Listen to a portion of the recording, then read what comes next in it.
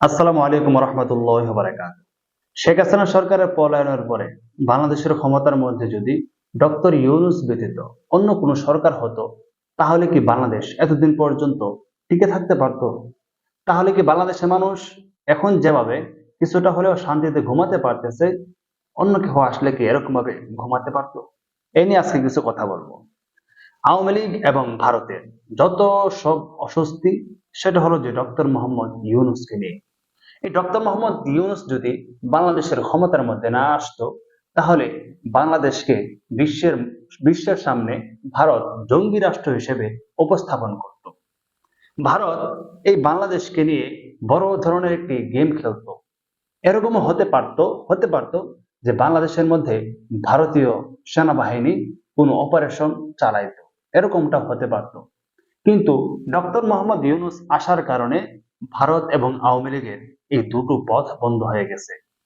Doctor Mohammad Yunus ক্ষমতার মধ্যে আসার পরে ভারতীয় মিডিয়া যেভাবে বাংলাদেশের বিরুদ্ধে প্রপাগান্ডা ছড়িয়েছে, যেভাবে মিথ্যা ভুল ইনফরমেশন তাদের মিডিয়ার মাধ্যমে ছড়িয়েছে, এবং তারা দেখাতে চাইতেছে বাংলাদেশ বিশ্বের কাছে যে বাংলাদেশ একটি জঙ্গি রাষ্ট্র, কিন্তু ডক্টর মোহাম্মদ ইউনূসের কারণে সেটা দেখাতে তারা ব্যর্থ হয়েছে।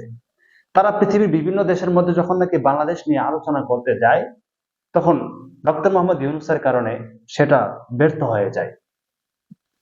আজকে ডক্টর মোহাম্মদ ইউনূসকে নিয়ে অনেক মানুষের অনেক মন্তব্য থাকতে পারে, কিন্তু আপনি একটু চিন্তা করে দেখেন, ডক্টর ইউনূস না আসলে বাংলাদেশের কোন ব্যক্তিটা প্রধানমন্ত্রী হলে আপনি শান্তিতে ঘুমাতে পারতেন? এবং বাংলাদেশের মধ্যে এত এত নিষেধাজ্ঞা আসতো যা আপনি কল্পনা করতে পারতেন না। বর্তমানে তো আলহামদুলিল্লাহ কোনো নিষেধাজ্ঞা নাই। যদি ইউনূস না আসতো, তাহলে অনেক নিষেধাজ্ঞার কবলে কিন্তু বাংলাদেশকে পড়তে হতো, এবং ভারত এই বাংলাদেশকে হাতের মধ্যে নিয়ে ঘোরাতো। ভারত যেভাবে বলতো এভাবে বাংলাদেশকে করতে হতো। যদি ভারত তখন বলতো যে চট্টগ্রামকে আমার হাতে তুলে দাও, তাহলে আমি তোমাদের পাশে থাকবো, হয়তো অনেকে সেই চট্টগ্রামকে ভারতের কাছে দিয়ে দিত। ডক্টর ইউনূস আসার কারণে এই ভারত যত সব মাথা ব্যথা এই ডক্টর ইউনূসের কারণে, ভারত এবং আওয়ামী লীগের। এই ভারত এই বাংলাদেশের বিরুদ্ধে ষড়যন্ত্র করার জন্য, বাংলাদেশকে জঙ্গি রাষ্ট্র হিসেবে উপস্থাপন করার জন্য, বাংলাদেশের বিরুদ্ধে প্রপাগান্ডা ছড়ানোর জন্য তারাও প্রায় বিলিয়ন বিলিয়ন ডলার খরচ করেছে। আওয়ামী লীগের পাশাপাশি তারাও বিলিয়ন বিলিয়ন ডলার খরচ করেছে। আপনারা হয়তো অনেক সময় দেখতে পাচ্ছেন, অথবা অনেকে দেখেছেন, যে শেখ হাসিনার পুত্র সজীব ওয়াজেদ জয় সে আমেরিকাতে বসে বসে সে বাংলাদেশের বিরুদ্ধে প্রপাগান্ডা ছড়িয়েছে, এবং এখনো পর্যন্ত সে ছড়াইতেছে প্রপাগান্ডা, যেগুলো বাংলাদেশের মধ্যে হয়নি। এই সমস্ত কিছু নিয়েও কিন্তু অনেক সময় সে লেখালেখি করে। ভারত অথবা আওয়ামী লীগ তারা যখন নাকি গোপনে কোনো কিছু পরিকল্পনা করতে চায় যে বাংলাদেশকে কিভাবে খারাপ রাষ্ট্র হিসেবে পৃথিবীর বিভিন্ন দেশের মধ্যে উপস্থাপন করবে, তখন ডক্টর মোহাম্মদ ইউনূস তাদের সেই গেমের মধ্যে পানি ঢেলে দেয়। অর্থাৎ যখন নাকি আন্দোলনটা হয়ে গেল, আন্দোলনের পরে তারা বাংলাদেশকে নিয়ে অনেক বড় ধরনের একটা খেলা খেলতে চেয়েছিল। ডক্টর মোহাম্মদ ইউনূস সে কিন্তু আন্তর্জাতিক ভাবে, সে জাতিসংঘের মাধ্যমে সে বাংলাদেশের যে ঘটনাগুলো ঘটছে এই ঘটনাগুলো সে তদন্ত করিয়েছে আন্তর্জাতিক ভাবে।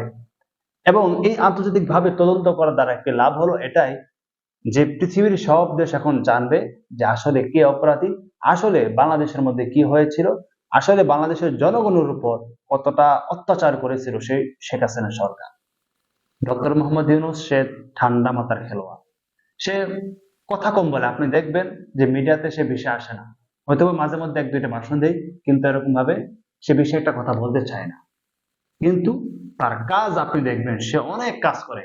আপনি হয়তো ভাবতেছেন মিয়া সে কিছুই করতেছে না, বাংলাদেশের এত সমস্যা এত সমস্যা, কিন্তু না, সে অনেক কাজ করে, সে ঠান্ডা মাথায় খেলে, এবং সে কম কথা বলে, কাজ করে যায় বেশি। রমজান মাস আসছে, রমজান মাসের মধ্যে অন্যান্য প্রায় 10 বছরের তুলনায় এবছর সবচেয়ে কম জিনিসপত্রের দাম। কিছু কিছু জিনিস তো আছে একটু বেশি হয়তো বা, কিন্তু প্রায় অনেক জিনিসের দাম কিন্তু এই রমজান মাসের মধ্যে কম।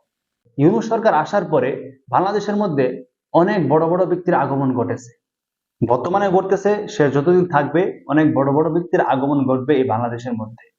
এবং সে অনেক বড় বড় ব্যক্তিকে সফর করিয়েছে এই বাংলাদেশের মধ্যে, যাতে করে তারা বাংলাদেশের পরিস্থিতিগুলোকে বুঝে